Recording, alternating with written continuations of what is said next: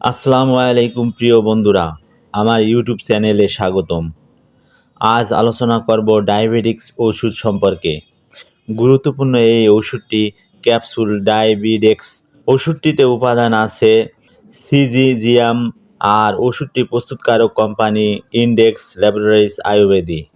ওষুধটি বাংলাদেশ জাতীয় আয়ুর্বেদিক ফর্মুলায় তৈরি। প্রিয় বন্ধুরা, ওষুধটির সম্পর্কে বিস্তারিত আলোচনা করব। তা চলুন প্রথমে জানব কার্যকারিতা সম্পর্কে।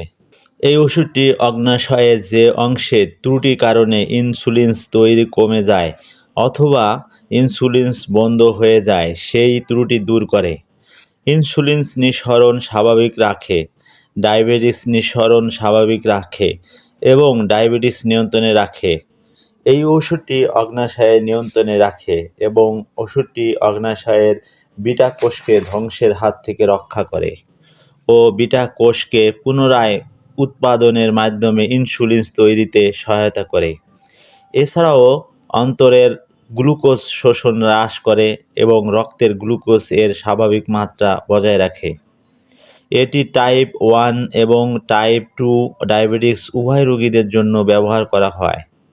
এছাড়া এই ওষুধটি দ্রুত অস্থিরতা, ক্লান্তি, অতিরিক্ত তৃষ্ণা, জয়েন্টের ব্যথা, অতিরিক্ত প্রস্রাব এবং ডায়াবেটিক্স সম্পৃক্ত অন্যান্য সমস্যা দূর করতে সহায়তা করে। এই ছিল এই ওষুধের কার্যকারিতা। তো প্রিয় বন্ধুরা, ভিডিও সম্পূর্ণ দেখুন, ভালো লাগলে লাইক, বন্ধুদের সাথে শেয়ার, নতুন নতুন ভিডিও পেতে সাবস্ক্রাইব করে বেল আইকনটি অন করে রাখুন। ওষুধ সম্পর্কে কোনো কিছু জানতে কমেন্ট করুন।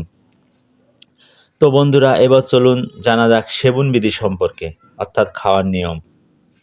একটি অথবা দুইটি করে ক্যাপসুল দৈনিক একবার থেকে 3 বেলা পর্যন্ত খাওয়া যাবে।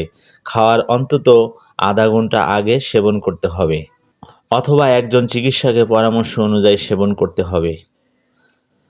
এবার জানব পার্শ্ব প্রতিক্রিয়া সম্পর্কে। এই ওষুধটি আয়ুর্বেদিক ফর্মুলায় প্রস্তুতকৃত, তাই পার্শ্ব প্রতিক্রিয়া খুবই কম এবং নিরাপদ। চলুন বন্ধুরা, এবার সতর্কতা সম্পর্কে জানি। গর্ভবতী ও স্তন্যদানকারী মায়েরা এই ওষুধ সতর্কতা অবলম্বন করবেন। একান্ত প্রয়োজন মনে করলে একজন চিকিৎসকের সাথে পরামর্শ করবেন। শিশুদের নাগালে বাইরে রাখুন। ওষুধটি ক্রয় করার পূর্বে ডেট দেখে ক্রয় করুন। এই ছিল এই ওষুধের বিস্তারিত আলোচনা।